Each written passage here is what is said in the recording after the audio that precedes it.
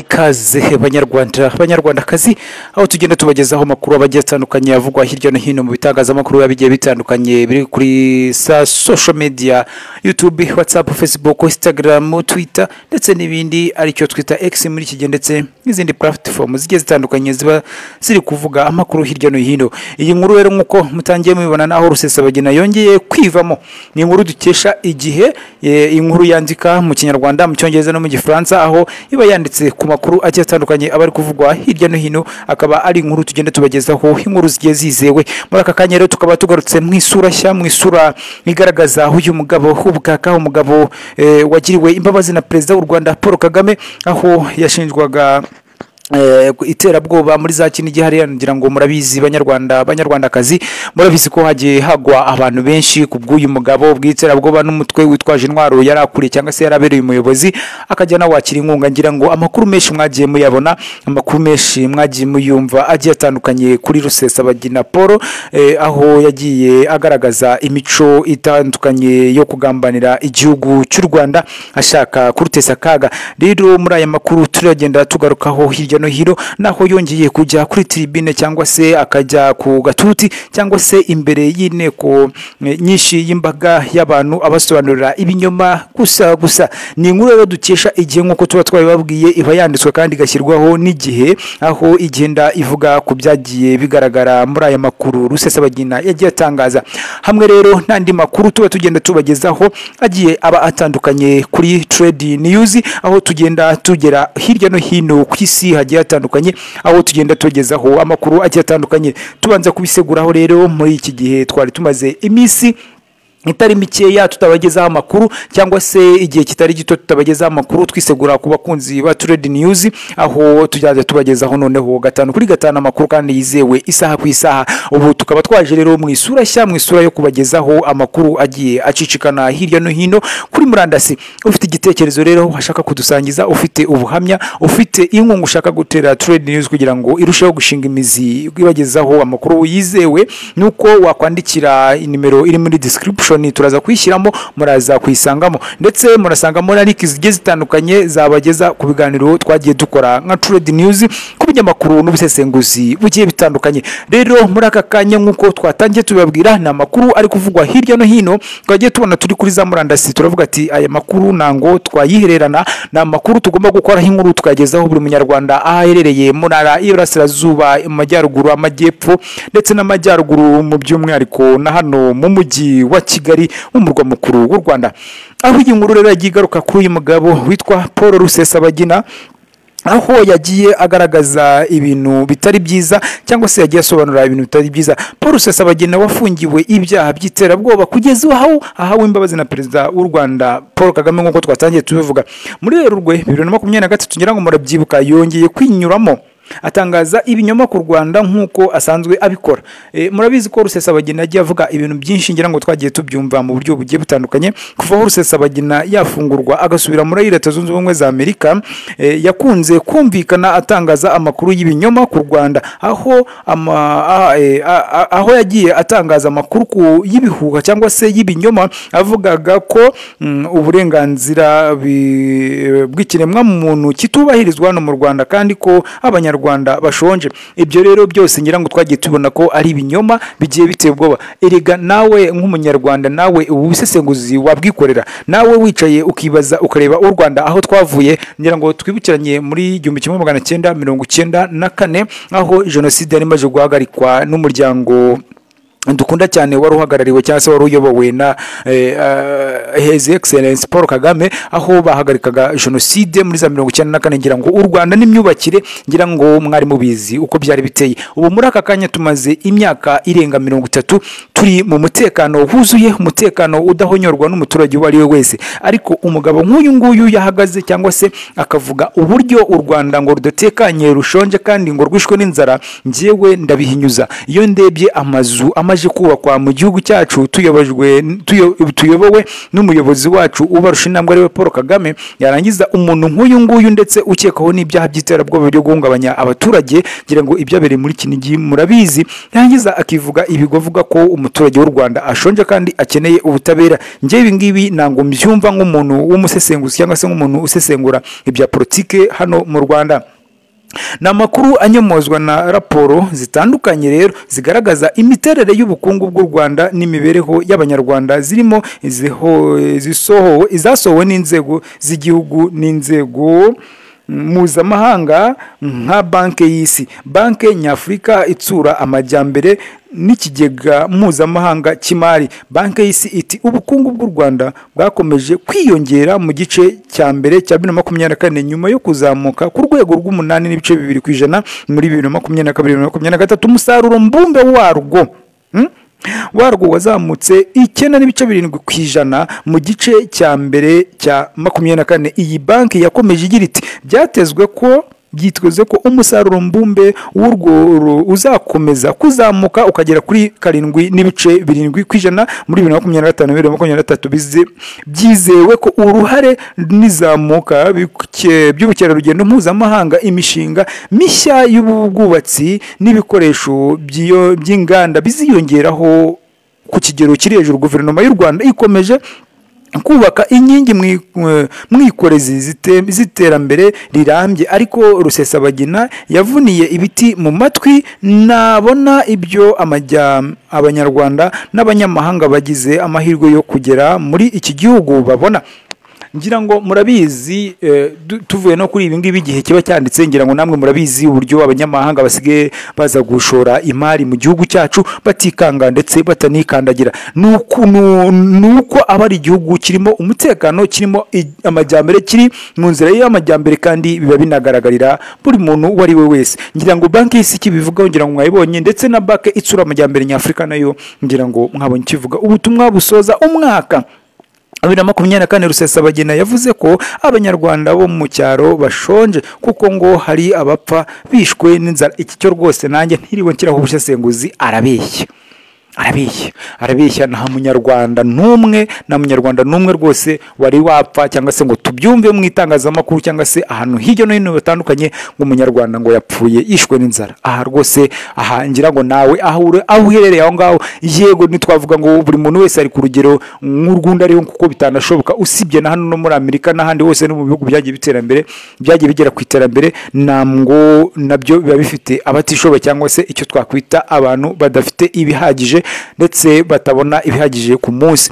Ngira ngo rero ahangaha avuga ngo buri munyarwanda ngarapfa, ibi ngibi nawe ushyizemo ubusesenguzi bwawe uri kumva iyi nkuru rwose, ibi ngibi ntabwo ari byo. Mu gihe abo mu mijyi bo babayeho neza, bisa naho atazi ko iterambere risaranganywa bose mu Rwanda nk'uko bose begerejwe inzego z'ubuyobozi. Ngira ngo ibi bintu Rusesabagina nanga ajya bibona. Ibyo uyu musaza avuga, ubwo ni Rusesabagina Paul, bihabanye n'ukuri. Abantu barapfa mu Rwanda n'ahandi hose, kuko na Rusesabagina w'imyaka 70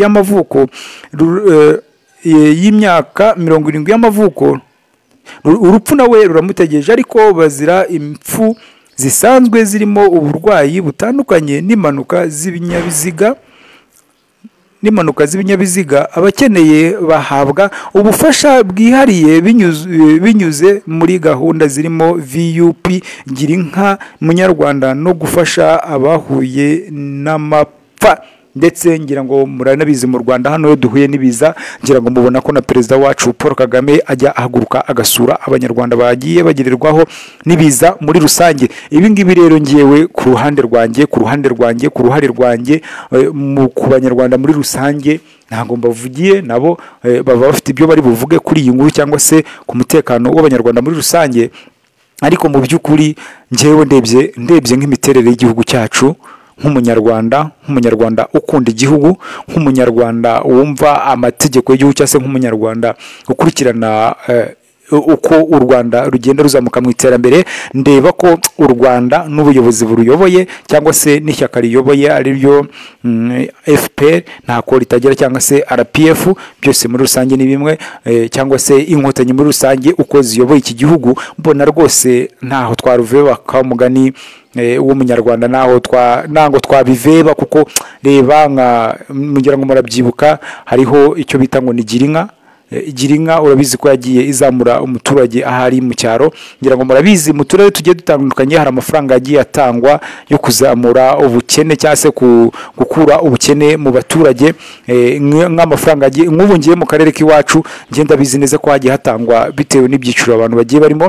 hagatangwa amafaranga agenda abafasha kwikura mu bukene, ngira ngo VUP namwe murayizi abayirimo, nagira inka munyarwanda no gufasha abahuye n'ibiza n'amapfa, ndetse nabyo mugenda mubibona nk'abanyarwanda. Rero amakuru nk'aya ngaya batangazwa nk'umuntu nk'uyu nguyu nka Rusesabagina, nango tukombye kuyatega amatwi. Rusesabagina ati urwo Rwanda ndaruzi, uraruzi kuko waruvukiyemo, nanjye baramfashe baranshimuta baramfashe baranshimuta banjyanamo, ndetse nararubonye, nabonye za Rwanda ebyiri, u Rwanda ruri muri Kigali, nazengurutse Kigali hose, aho basenyera uwo bashatse wese bakamutwikira. Ibi bintu nanga ari byo, ngiraga ibintu na nyakubahwa perezida wa Repubulika yigize kubikomoza, avuga ati ibintu byo gusenyana abanyarwanda mu byumve neza, ibintu muzumva ngo basenyeye umuntu, hari igihe ahantu uba wubatse mu buryo bw'amanegeka, ibyo leta irabikora. Kuba waba wubatse ahantu hari amanegeka, leta ikaza ikaba yakubwira ko ahantu wubatse hatemewe, ugasabwa gukurwaho iyo nzu, wenda mu buryo bwo kutayikura akaza kwiyambaza ubundi izindi nzego wenda zibishinzwe zikaba zayigukuriraho, ariko nango ikigambiriwe aba ari ugusenya. Wubatse ahanyaho hagenwe n'igishushanyo mbonera kandi ukubaka n'inzu y'icyerekezo, nkeka ko nta muntu waza kugusenyera ngo nuko wubatse ibyo gusa, kandi usibye wenda n'ibi ngibi Rusesabagina avuga ngo barasenya bakanatwikira, ibyo ni ukubeshya, ni nk'uko byaba n'ahandi mu bihugu bigiye bitandukanye. Wakwibaza uko Rusesabagina yazengurutse Kigali yose mu gihe ubwo yafatirwaga ku kibuga cy'indege mpuzamahanga cya Kigali muri Kanama 2020, yakomereje muri kasho y'urwego rw'igihugu rw'ubugenzacyaha RIB no mu ngororero Nyarugenge, no mu igorora rya Nyarugenge. Agifatwa yagaburirwaga amafunguro yahisemo atumizwa kuri hoteli. Iryo funguro yararihabwaga riherekejwe n'ikirahure cya wino, ndetse mu cyumba habaga harimo akabati kahoraga iteka kuzuye imbuto kugira ngo atagira ikibazo na kimwe. Icyo benshi bibaza ni ukuntu umuntu yavutswa uburenganzira bwe, yarangiza agasabwa kuvuga icyo ashaka cyose akagihabwa.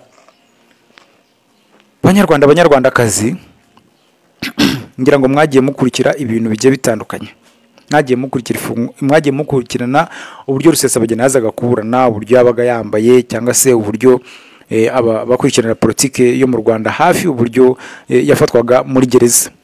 Ibi bintu igihe cyanditse ntabwo ari inkuru mimbano, nta nubwo ari n'inkuru kugira ngo wenda mukurikirane gusoma inkuru cyane.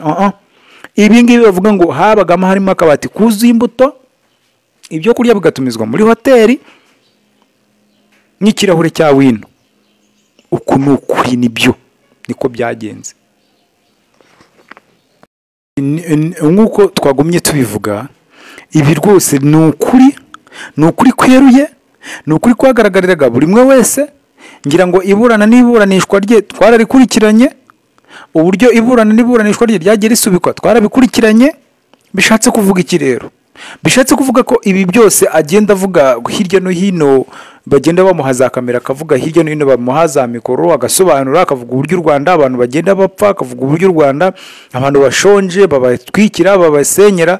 Ahubwo ngewe navuga ko ari we wabiteje. Muribuka ngira ngo muribuka ibikorwa byagiye bikorwa n'iri shyaka rye ayoboye, cyangwa se n'imitwe yitwaje intwaro yagiye atera inkunga. Ngira ngo ibyaberaga mu Kinigi bikozwe n'uyu mugabo, abanyarwanda mwese mwagiye mubibona mu buryo butandukanye. Ndagira ngo ngaruke ku byagiye bimuranga kenshi afungiye mu Rwanda, ngo kandi namwe murabizi abajyaga no kumusura ahafungiye yari afite ibyo azimanira, kandi ibyo abazimanira kandi byarashyizwe mu cyumba cye kugira ngo abone ibyo yifuza. Muri byose ibyo byose yahabwaga, nta na kimwe yawigize agura, nta na kimwe kigize kiba kuri consommation ze, nta n'ikintu nta na depase nimwe yigize adepasa kugira ngo agire ute, kugira ngo abe yakakira abo bamusuraga. Nyuma yo gufungurwa rero, Rusesabagina yakiriwe na ambasaderi wa Qatar mu Rwanda, akomeza i Doha mbere yo gucyurwa mu rugo rwe ruherereye muri Texas muri Amerika. Ikibazwa uburyo Rusesabagina yaba yaratembereye i Kigali bakaba bikiri kwibazwa. Gute yatembereye ate? Yatembereye yaciye he?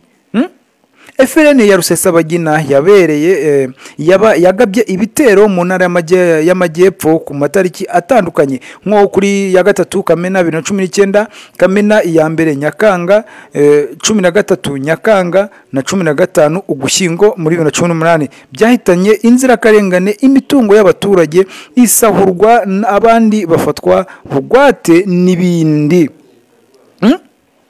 Ibyo uyu mugabo yakoze mu Rwanda, ku rundi ruhande ngiye navuga ko biteye ubwoba. Nko ku itariki ya 15 Ukuboza 2018, ubwo abarwanyi b'uyu mutwe bishe abaturage 6, abandi 19 barakomereka. Icyo gihe mu bapfuye harimo Mutesi Diane n'inshuti niwe nshuti Isaac, Atete Sina, Ornera Mukabahizi, Heria, Samuel Neziryayo na niyo mugabo Janine. Ngira ngo abo bose murabazi, byagiye bitangazwa ku hantu hose hagiye hatandukanye. Ngira ngo murabizi mu buryo byagiye bitangazwa hirya no hino kuri za murandasi bigiye bitandukanye. Wavuga rero kuri uyu mugabo ko abatangaza ibintu, wavuga ibigenda bitangazwa kuri uyu mugabo, yavuga byinshi kandi bigiye bitandukanye. Rero reka duhagarikira aha ngaha, ubwo mureke tugume tubitega amaso n'ibi binyoma bye tukabyumva cyangwa se ngo tubyiteho, kuko ibyinshi biba bivugwa nta kuri kubirimo.